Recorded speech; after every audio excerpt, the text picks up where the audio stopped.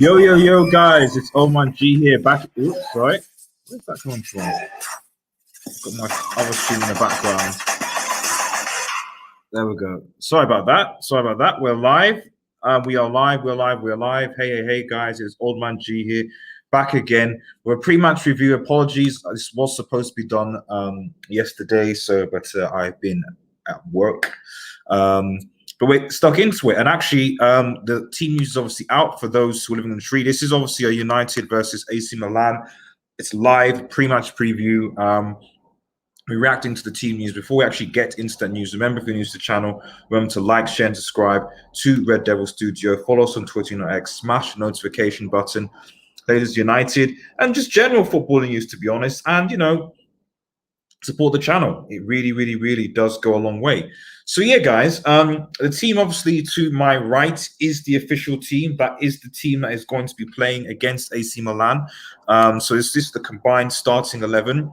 You have Dean Henderson in goal, followed by Alex Telles at left back, Maguire, Bay, Wan-Bissaka, Matic, McTominay. Now you have Daniel James, Fernandes, Greenwood, and Martial. I think there's still a bit of as to how I'm assuming this front four is going to be quite fluid. So you're probably going to have maybe Greenwood could be in the number 9, Martial could be on the left, Daniel James. So essentially, what I'm saying is that front four is quite fluid. But given the position and given what we have, I think that's basically where we're going to start, at least in my opinion anyway. Shout out to Mo in the comments. Matic McTominay gives me nightmares. Well, that's a thing. That is a thing, bro. The issue with Matic McTominay is always the sort of the lack of there's zero creativity in that midfield. And the only way I see this working is if McTominay has been told to go forward. If Matic just is the only holding midfielder and has a decent good game, and McTominay goes forward and is actually a proper box-to-box, it's actually not bad, because when McTominay goes forward in games, we've seen him actually do really, really well. I think the issue, at least in my opinion, comes to the fact that if he's being told by Ollie, at home in particular, to say, right, okay, you need to stay at the back. You need to protect the back following Matic. If that's the case, then it's going to be a very boring game, and we're essentially allowing AC Milan to come at us. Now, AC Milan have their fair share of injuries as well. I mean, if I just quickly look at the bench, okay, United bench is Lindelof, Grant, Fred, Diallo, Shaw, Bishop, Williams, Twansiba, Shoretiri. So we've got 2 goalkeepers on the bench. Fred's there. I mean, there's no creativity on that bench aside from Diallo and Shoretiri. I hope that we can see Diallo. I'd have loved Diallo to start, but there we go. We need to get him more game time, to be honest. I just don't know why you spend 37 million on a player that you just leave to just rot on the bench. It just doesn't make sense, in my opinion. You then have oh, sorry, just tweet this out. There we go. A few technical hiccups today. Jeez, what's going on, G? AC Milan starting lineup: Donnarumma, Calabria, Chiara Tomori, Dallo, obviously on loan from us. He can play. For those who are confused, he can. I think it's only in the Premier League that a lone player can't play, but in Europe it's fine. So Dallo will be playing. It'd be interesting to see, because obviously he's on loan. If Dallo has a very good game, who knows? He might be called back for competition with Wan-Bissaka. We'll see what happens. Krunic, Metier, Kessier, Samakers, and Diaz. I can't even pronounce it. I'm so sorry for any AC Milans that are watching. I really, really do apologize. But the point is, you see that there's a lot of big names that are not playing in this squad. There's a lot of big names that are not playing. They've got another Donnarumma on the bench. Tonali's also on the bench as well, but no Zlatan, which obviously is the big thing amongst other injuries. It's really going to be big. It's going to be big. So even though this is not a great Manchester United team, the reality is that we should probably still win this game. I'm not 100% convinced we will. It very much depends on, to be honest, how is Ole Gunnar Solskjaer basically going to set up? If we go out and press, because obviously in the Serie A game is a lot slower. That's obviously why Zlatan has worked. No disrespect to Zlatan, but so much in the Serie A is just the fact that it is a slow league. And I think with the players that we have, the positive is the fact that you've got Bay playing as a centre back. So obviously, from that point of view, defence is actually secure. They're not going to basically do us at the back, so we're fine there. And then you have the front four of, well, certainly James, Greenwood, and Martial have a lot of pace.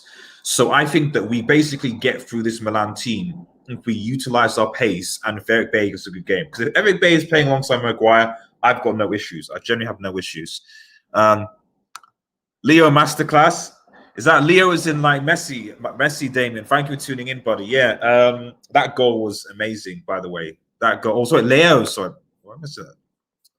Have a look. I think he must have meant. Oh, yeah, I know what you mean. Yeah, sorry. I thought you meant Leo Messi for some reason. Yeah.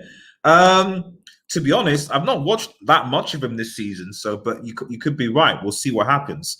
I just think that Portuguese there. Yeah, but we'll see. I think as a United fan, what I see when I see Eric Bailly in that centre position, I'm secure. Like, I'm not worried. I'm not worried about our defence when he's there. If Lindelof and Maguire were there, which I think that he might do come to semi-final, I'd be more concerned. But with Bailly there, defensively, we'll be fine. And it will allow us to actually go forward. And that's the key thing here, really.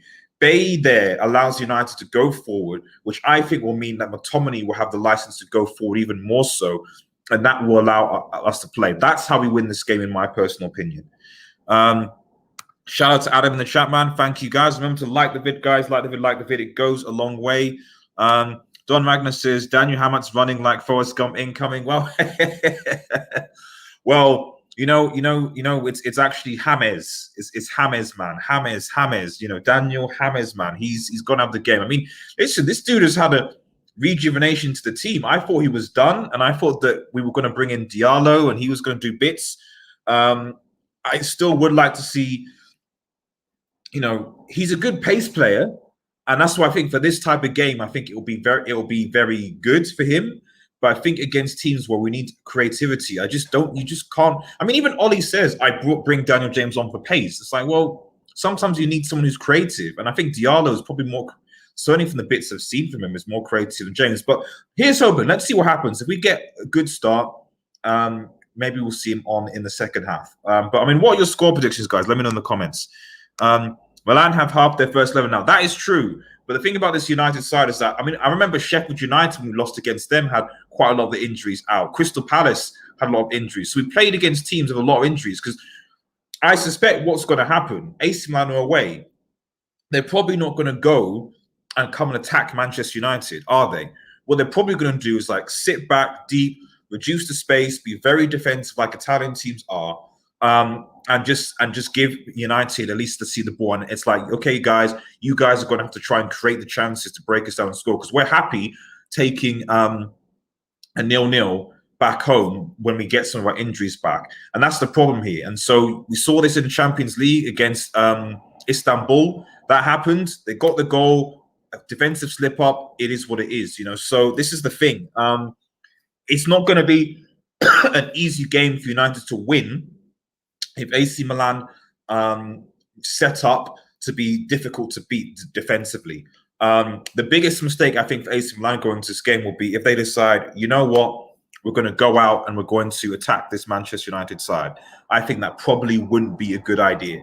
But we'll see what happens. We will see what happens. And yeah, most of exactly half of our first team. Exactly. And I think people need to realize that. Like, I mean, the back four you probably would pick anyway. I'd probably pick Tellers over Shaw. But Shaw is injured. That's a problem. De Gea obviously wouldn't be playing, so Henderson's good enough. We have no Van der Beek. We have no Pogba. Fred on the bench, but that's two key midfielders. I'm sure Pogba or Van der Beek would have played if they were fit. And then obviously we've got no Rashford, we've got no Mata, we've got no Cavani. So we've got quite a lot of players out. And, the worry for me is, United are low-key going through an injury crisis. It's just that Ollie and a lot of United fans are not speaking as much about it as, say, Liverpool fans did or other teams. Because if we literally get another injury, if Martial picks up a knock, if Green picks up a knock, then we're starting to struggle here. And I don't think it's right to put all this pressure on Rashford, who we know is playing with an injury, as is Lindelof. there are a lot of players in this United side that are playing with injuries, and they're just going to make it worse. And then when you add on to the fact that a lot of these players are going to be going to the Euros in the summer, we need a good transfer. And opposites aside, we need a good transfer window, guys. We need a good transfer window because my worry is that a lot of these players are going to burn out towards the end of the season, going to continue playing football in the summer, and going to burn out when they start playing, and we're going to start badly. Mark my words, it's going to be a problem. Yes, Portuguese Leo. Milan captain is out, and the main creator is out. Yeah, exactly. So I'm not saying it's what essentially what I'm saying is that I'm not saying United aren't favourites, but what I'm saying is that when we've been favourites in the past so many times, it's just it works against us, especially if the team makes themselves very, very difficult to beat. You know, at least that's my 2 cents anyway. What's up with significantly weaker? Yeah, I agree with that. I think it will depend on how Greenwood and Martial operate. Daniel James, obviously the pacey one, so we know will go top.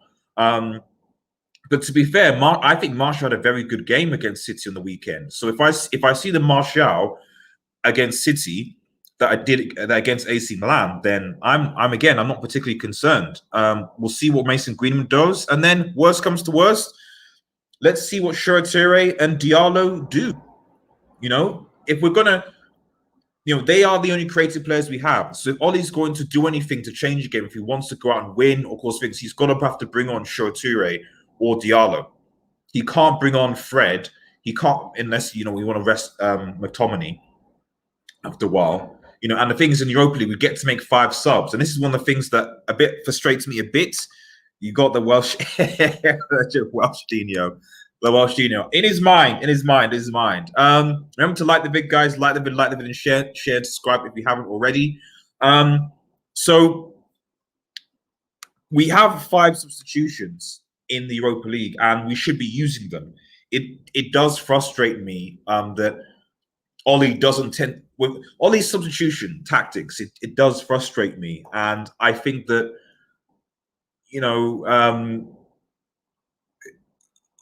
what we should be taking the opportunity.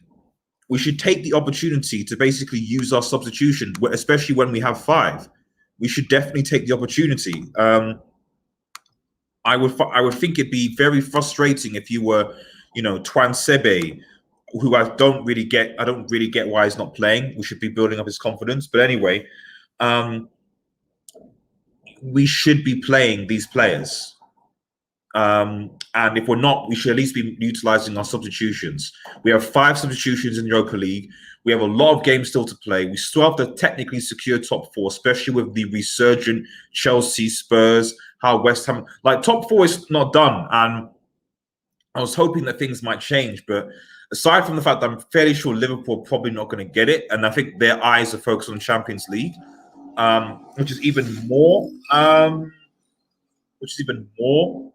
of a worry, because if Liverpool somehow, some way managed to win a Champions League, then 4th place would suddenly not be an option. Obviously, the Europa League, winning the Europa League is a buy into the Champions League, and I think we should still win this competition regardless.